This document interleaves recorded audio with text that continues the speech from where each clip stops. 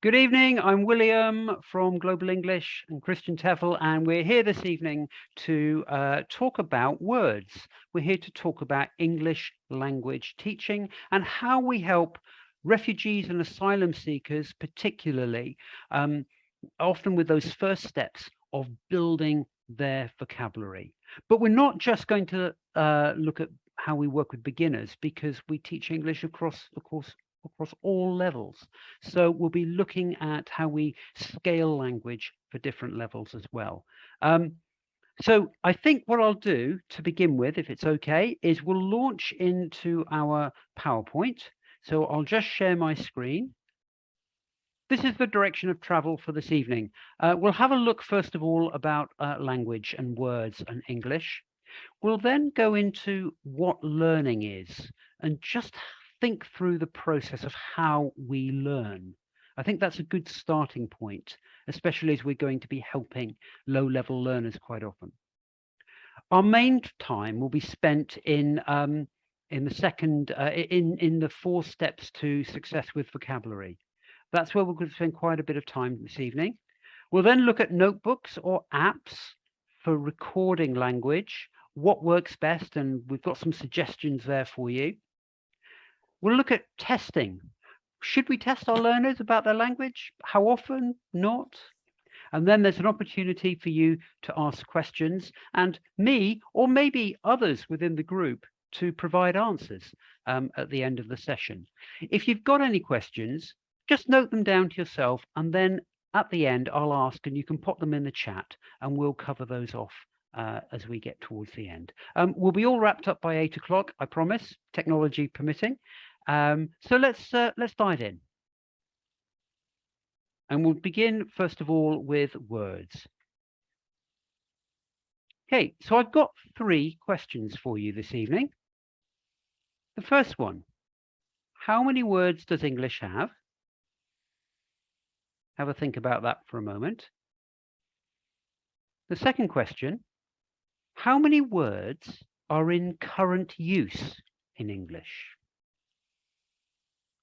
And the third one, how many words does the average native English speaker have in their vocabulary? Don't worry, I've got some options for you. Let's do a little quiz and let's find out. Shall we discover the results? Let's dive back in. So how many words does English have? According to Google, more than 1 million.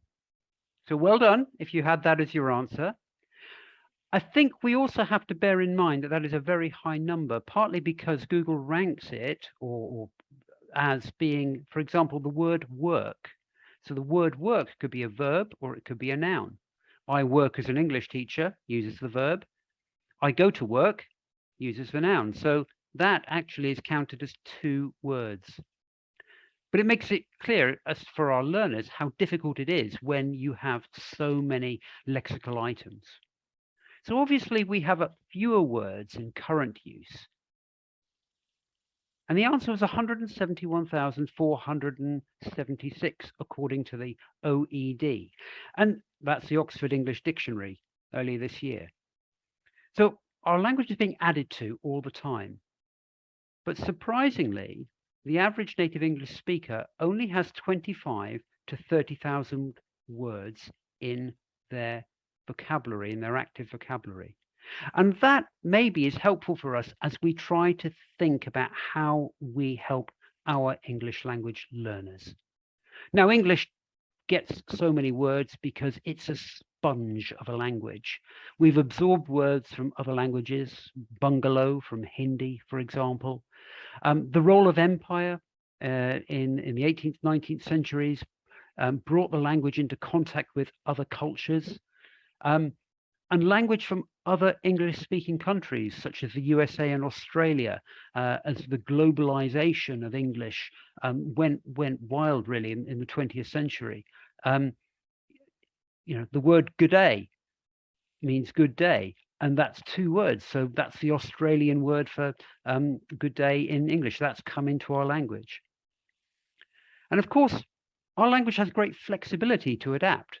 So Text messaging, for example, has SMS messaging has generated a whole new lexicon of, for example, see you later. So those are some of the reasons why English has so many words.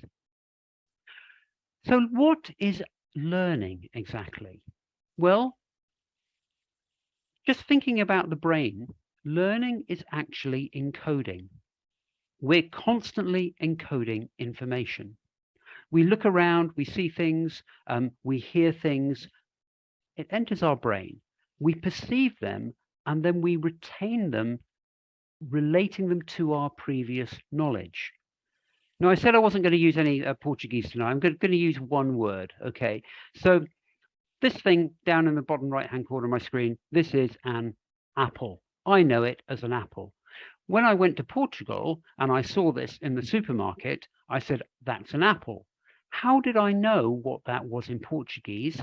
Well, somebody told me una maçã, and there it was. It was all written. So I actually had the written word, I had the visual of the apple, and I could then marry maçã with apple in my brain. And that is how our language works. That's how often we perceive and we learn new words. So we're learning all the time.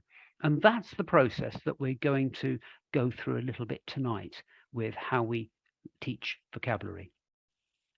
So 4 steps to success with vocabulary this evening. Number 1, we're going to look at think like a learner.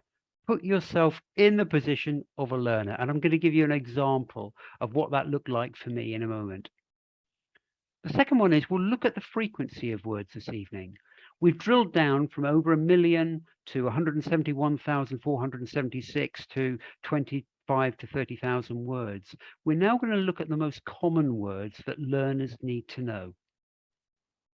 We'll then think about how we group and store those words in our brains and how we can help our learners.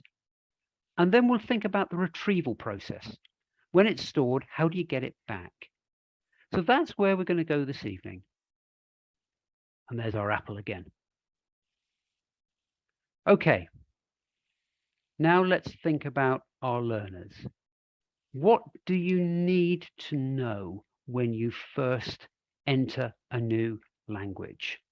Well, we're going to pop down to Mexico to find out. There's our 2 chaps in the cantina. Let me give you an example. I went to Mexico as an English language teacher in 1991. I did not have any Spanish at all. My roommate, who I was sharing with, had no English. He was from Chiapas, one of the southern states. He was living in Mexico City. He was a drummer in a merengue band. We spent the first 2 days looking at our room where we were, and he pointed to something and said it in Spanish. I pointed to something, said it in English, and we translated back and forth, back and forth, back and forth. By the end of 2 days, I pretty much knew every item, or at least I thought I knew every item in the room. The problem was I didn't really need to know top shelf and dust in the corner. Those weren't practical for me. What I needed to know was how to order breakfast at the little cantina around the corner so that I could eat before I went off to teach English. So we went down to the cantina. We stopped that sort of, looking at things and pointing. We went down there and he made me order breakfast. Very difficult to do when you do not know. If you've ever been to a country and they don't speak English, you've got to do a bit of pointing, haven't you? Or you've got to do. So what I looked around and I saw what other people were having, and I said, that I want that. And they said, oh, huevos, yeah, huevos. ¿Cómo? I want eggs. I want huevos revueltos, huevos revueltos. Ah, scrambled eggs. Sí, huevos revueltos. So by the miming and the pointing, I was able to fix that in my brain. Eggs scrambled. I could see what they were. I could see the action. And that's how I learned. And the key takeaway, I think, to this for me is very much that when you go to a place and you need to know the language, you need to prioritize on what you really need to know. I was hungry. I needed to eat breakfast. So that was really important to me. Now, If you're hosting a Ukrainian refugee, or if you're teaching English to them and you want to go out for a coffee with them and they don't have much English, there's no point reading the whole board of the menu. You know, they probably find out what they like. If they like coffee with milk, then that's a latte.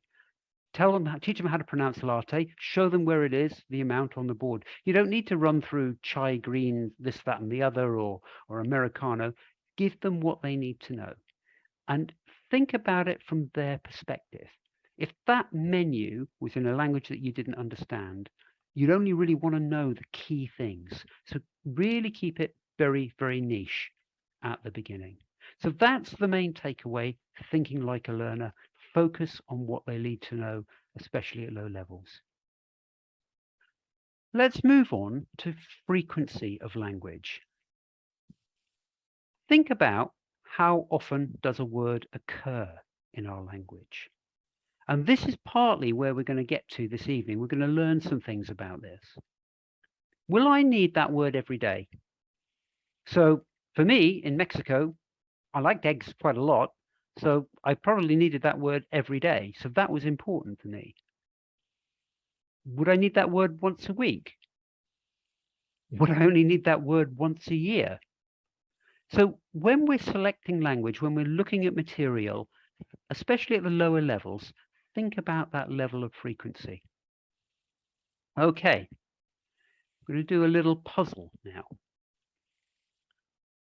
On your screen, or on my screen, you have a picture. Okay, I'm going to give you 30 seconds to look at this picture and study it.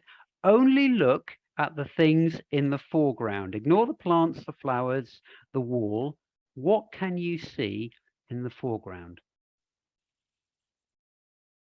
Just study it. What did you see?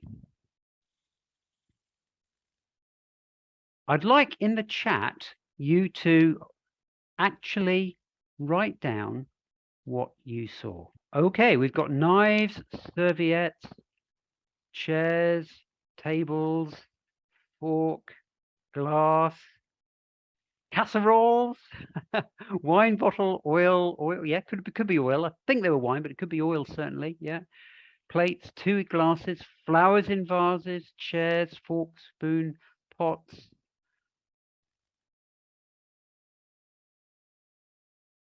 Good, good. The words are all coming in. That's excellent. Great, Jonathan. Yeah, chair, table, knife, Andrew, plates, glasses, napkins. Good. Okay, brilliant. Good. That's all good. Now, think about that picture. What words from that picture would you teach to a complete beginner? Okay, what words from that picture? So you've just written a whole bunch of words that you saw. What would be the words that they would really need every day? And we've got a way of finding out. And that's what we're going to do now. So let me, you can come off mute if you like. So I'm going to share my screen and I'm going to take you to a website. Okay. So what you're now looking at is the Oxford Learner Dictionary's word lists. Now, this is a great website. I find it incredibly helpful. We're going to use it now. And in fact, and then a little later on in this webinar, you're going to use it. It lists all of the words with some very interesting adverts that are in the 3,000 keywords that learners need from beginner to intermediate level, and then the 5,000 keywords that they need at upper intermediate and advanced level. On this site, you can actually filter the words depending on how you want them filtered. And those levels that you saw there, A1, B2, they classify the degree of difficulty of each word. So for our beginners, really, we want A1 words. A1 is beginner, A2 is elementary, And then we go B1 for pre-intermediate, B2 for intermediate, and then the higher levels are C1 and C2, upper intermediate and advanced. So could somebody give me a word that you listed from that picture? Plate. Plate. So let me put plate in and click go. There we are. Plate is a noun and it's at A2 level. So if I click on plate, you can see here it's a word that probably be used quite early on. It's got the opportunity for listening to it here. Plate. In British English. Plate. Or American English. And then it gives some examples for learners. Sandwiches on a plate. It's a countable noun, a flat, usually round dish that you put food on. Okay, so let's have another go. Can somebody give me another word that you picked up? Wine. Bottle. Okay, well, okay, we'll go with wine. Wine bottle. Everybody's good for wine bottles. Yeah, let's go with wine. It says wine is oh yes, so wine is obviously very important. Much more important than plate. Okay, according More to than Oxford. a plate. More than a plate, yeah. Okay, this is to do with frequency. Okay, how often a learner would need a word. So let's say bottle. Not sure that my Iranian or Arabic learners would need wine so much. No, indeed. So bottle again is A1. Yeah, very well done there. Another word? Chair. Chair. Again, chair, A1. All key language for beginners. Another one? Glass. Glass, V1. Glass. That was probably you're getting the hang of this. So I can see that glass A1. Yeah. Try another one. Serviette. Serviette. Oh, serviette. That'd be a or napkin. napkin. Let's try napkin. No. Now napkin doesn't exist Oh, in the 3,500. serviette. Serviette? No. No. So you can. So can you see how the words are graded for frequency? And that's quite an interesting thing that be useful for you. It's only because Oxford people don't use serviettes, I think. So there will be words there. Now, again, this is a generalized list, okay? What I would also say is if you're teaching somebody and their job is as a waitress or a waiter in a restaurant, yeah, they're going to need everything that you saw on that table and more, okay? But in general terms, this is a really useful tool that we can use to think, well, actually, will they know that word or will they not know that word? It gives us a second check. It's not to replace us and our experience, but I find it really helpful, particularly if I'm looking at a piece of text that has a lot of potentially new language in. I can then think, well, actually, how much new language is this? And I can do a little test and I can see, you know what, that's a lot. Maybe I need to find a text that's a little bit easier for my learners. So that's how I use it. And you're actually going to use it in a minute as well. So frequently would those words appear? And that's the word list. I'll send you links to all of this, of course. Don't worry. Everything you see tonight will be sent across at the end of the session. There's one picture again. What's missing from the picture? People. Yeah. People. Food. Yeah, you're not on the same page as me, are you? What's missing from the picture? What else is missing? Words. What were you asked to bring this evening? Oh, I got 2. Hey, well done. There's no spoon in our picture, you see. So that's why you've had to bring a spoon. Sorry, it's a gimmick. Interesting that some of you actually wrote spoon in the chat. You actually saw what wasn't there. That was funny. But we won't save that. We'll delete all that at the end of the evening. That's fine. Okay. If you just pop yourselves back on mute again, and we'll go through the next page. Okay, let's move into grouping words now and storage. This is important because this then gets into how we can really help our learners. And I think we should be proactive in this. Now, we looked at what learning was, that encoding of language, the comparison. Remember the apple, how I remembered that word. In Portuguese. Storage is maintaining that information over a period of time. And the brain isn't, I don't think, this small area of rooms and chunks where you put things in, but it's making connections to that. And we're going to just dip into that a little bit now. There are ways that we can help our learners store language. And we're going to look at, I think, 4 of them. Now, I really like pictures.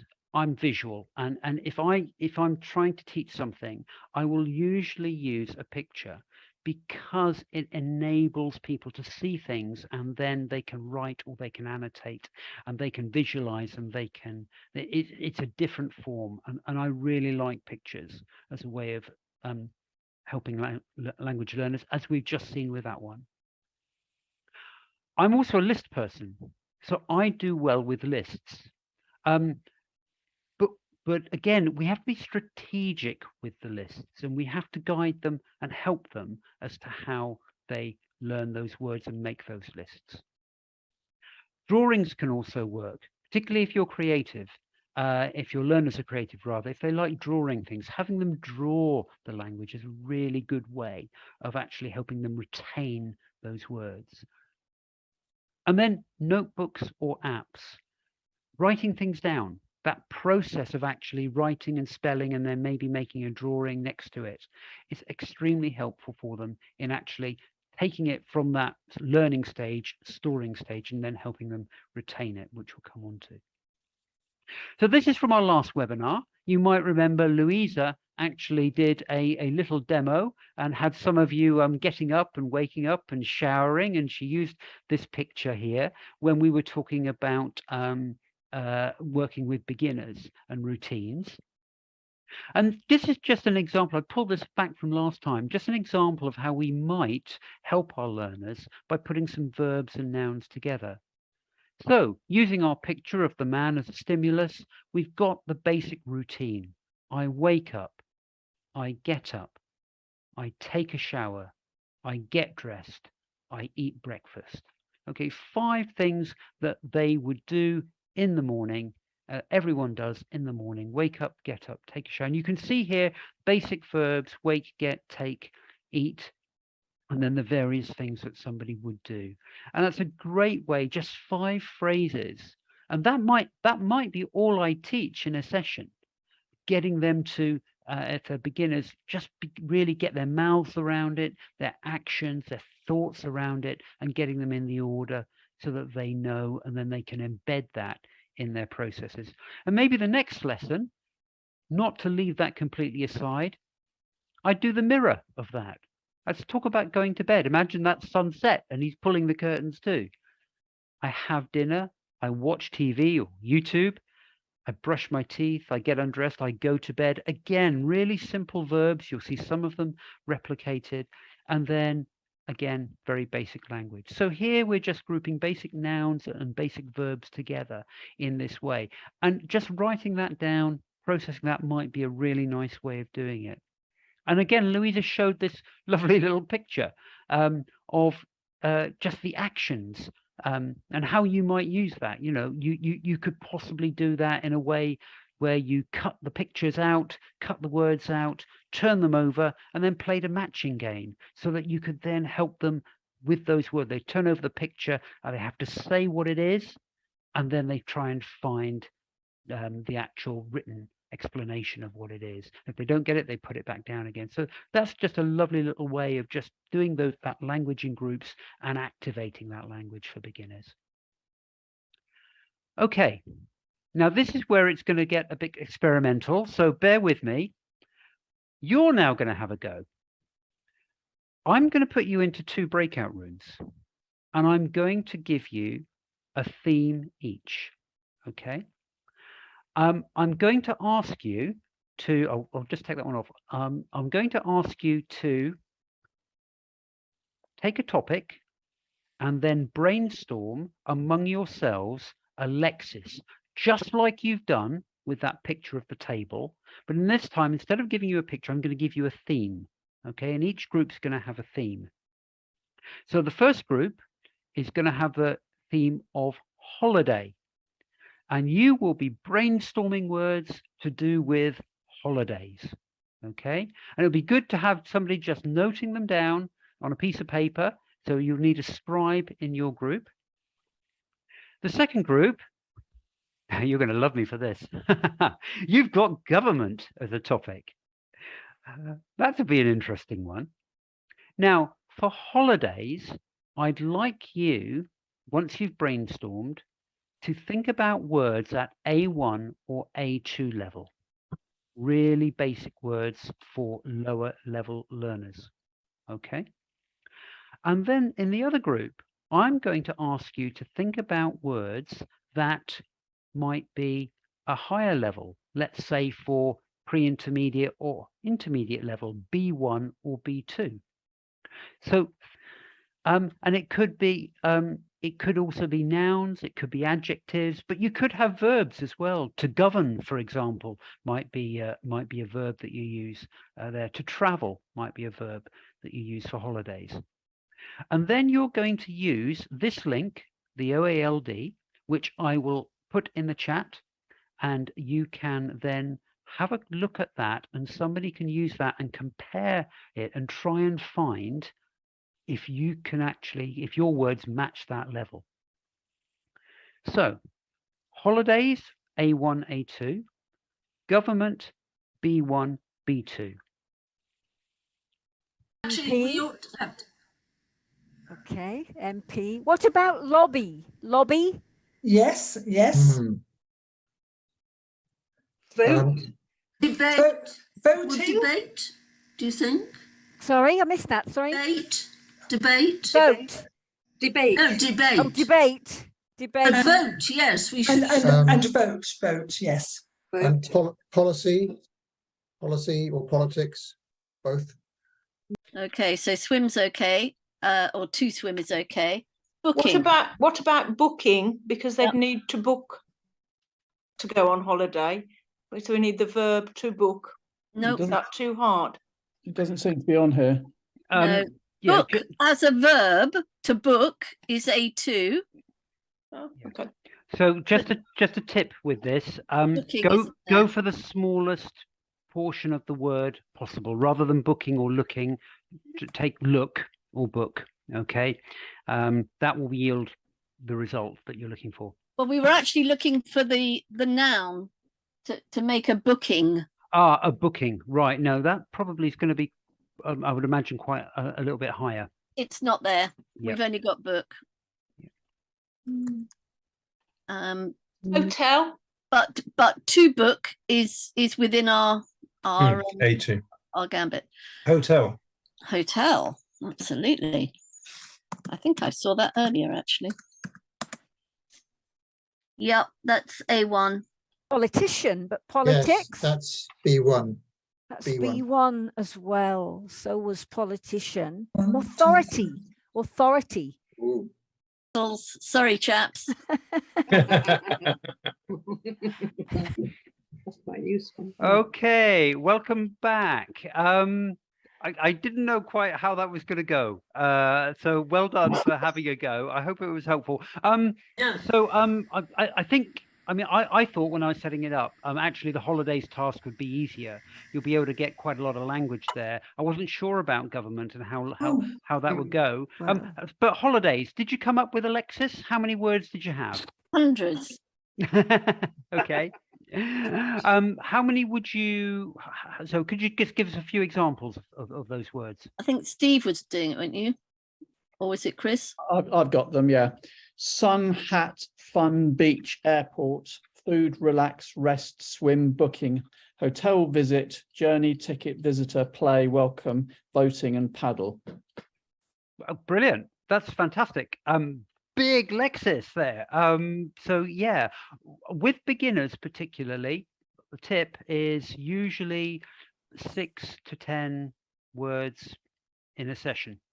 Any more than that, and it gets very, very hard to, if you think you've got 6 pictures or 10 pictures and you've got a new word, and then you really want to try and get it in context, get it in some kind of phrase or sentence, it's quite a lot to remember. So probably from that Lexis, I'd be looking to hone it down maybe to the more common 6 or 10, and then maybe another 6 or 10 the next lesson. That's a possibility. How about government?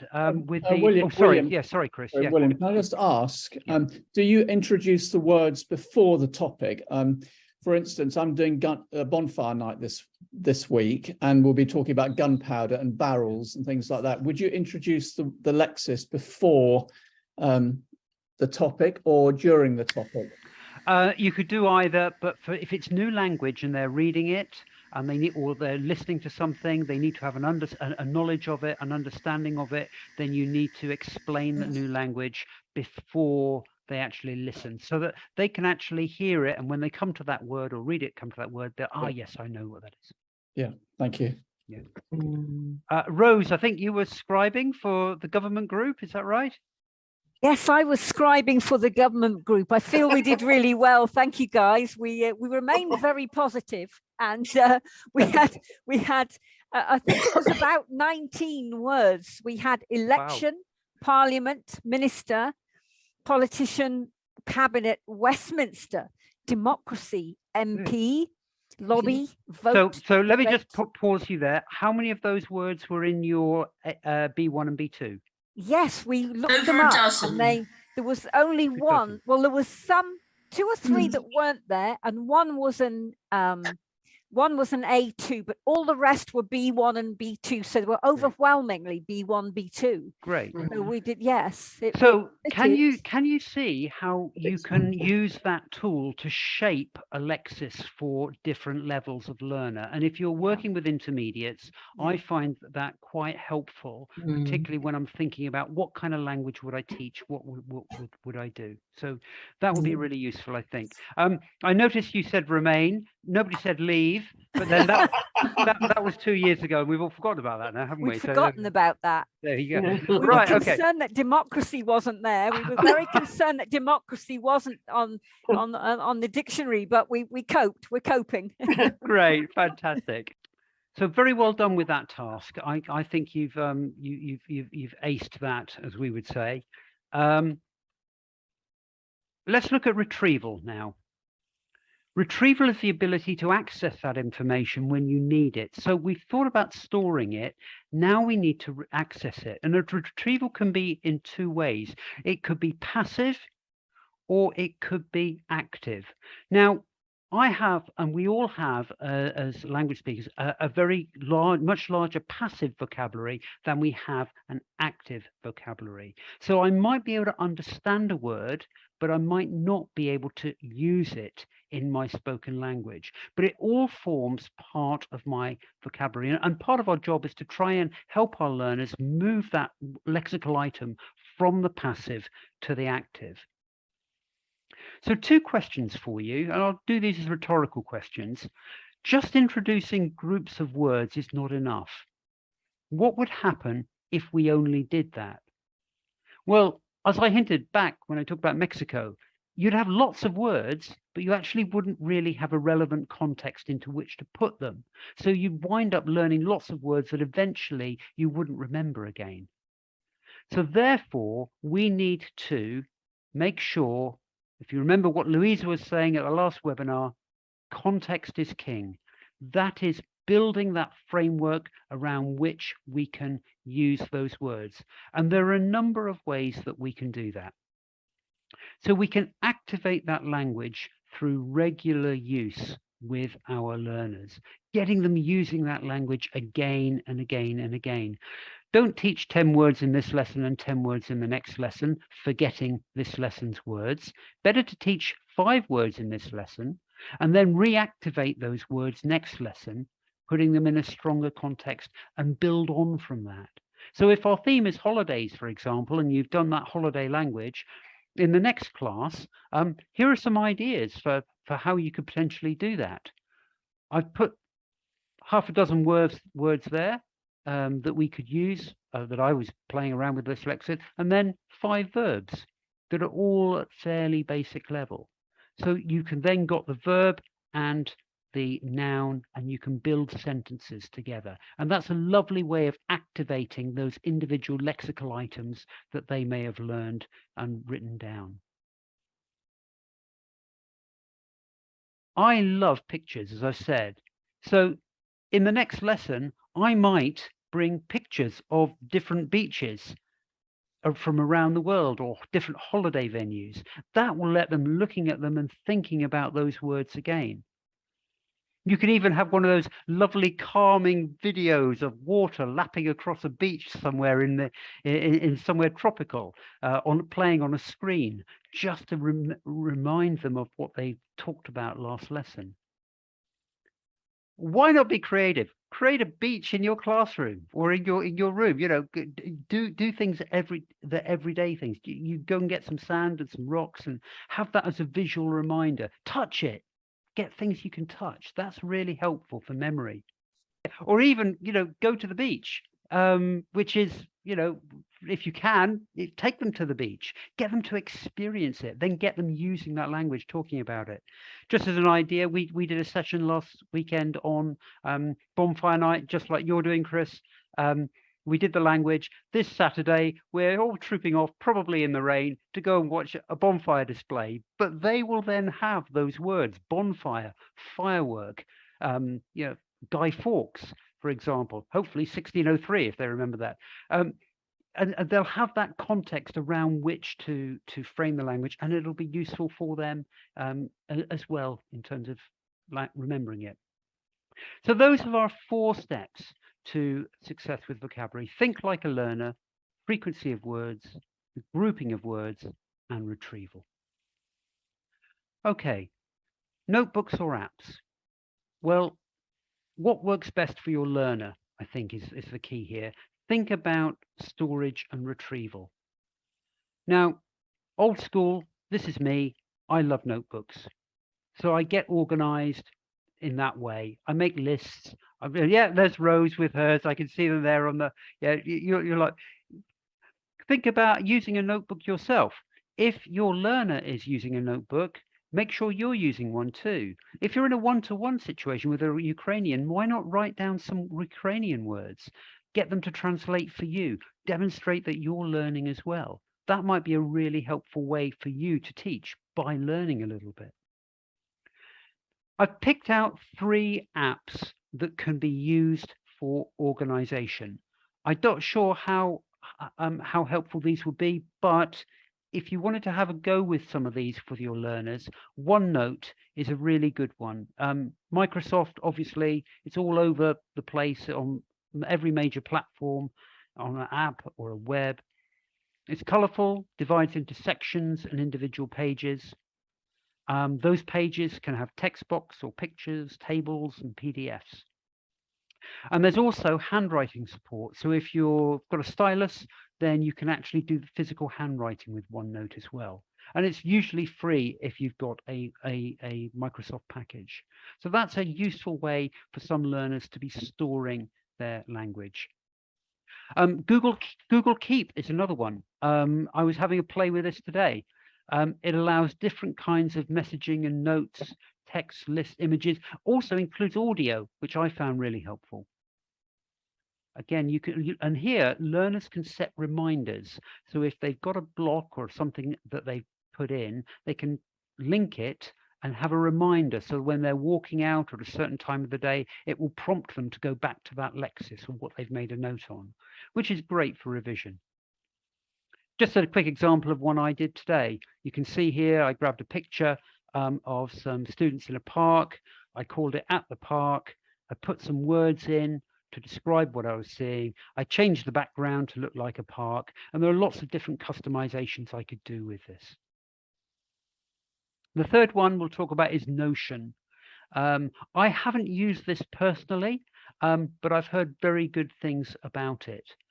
Every page is composed of blocks. So you can see the little block here, text, headers, numbered lists. Text can link to other pages that exist in different parts of your Notion hierarchy, which means that if you've got a lexis in one area and you want to relate it to something else, you just link to it. And that's a lovely way of doing it, especially if your brain is wired like that and you can link and do things in that way. And some of our learners might find that helpful. It's great for to-do lists, calendars, tables. And there are page templates that you can use to recreate simple notebooks or word lists. So it's a good opportunity for storage. And this might work as a simple OneNote replacement. And coming on to testing, personally, I say yes, depending on circumstances. If you've done the Enter English course, you'll know that our friends who were writing about their Ukrainian refugee, they actually did little mini tests at the end of every day. And the refugee really liked that. They could see themselves building and learning. But it doesn't have to be a sit-down test. You can be creative with it. One of my favorite activities is 10 objects on a table. You know, related objects, maybe phone, pen, mouse, calculator, cover them with a tablecloth, take 2 away, and have the students tell you which ones have been taken away, and then put that in a sentence. And if they get the sentence right, the object's returned and they get a point or a sweet. So that's basically it. In your links tonight, when I send out the resources, there are 3 websites that I'll point you towards for learning vocabulary. The first one is My English Pages, and I really like it. It's great because it's got themed lists. So the kind of things we've been doing tonight, it's all here for you. Pick up the theme of family, holiday, and it will have vocabulary for you there. The second one, English Club, a great TEFL website, lots of quizzes and activities on vocabulary.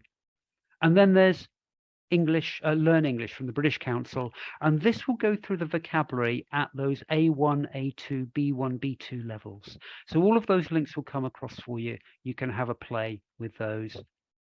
I'll also send out the links from last time, which were the ESOL teaching material sites. My 5 top sites are here, but there are 25 sites that will send you that you can have a good go with. And I know that some of these, thank you for coming. Hope that's been useful. Thank you. Thank you. Good night. Bye-bye. Yes, thank you. Bye-bye. Thank you. Thank you very much.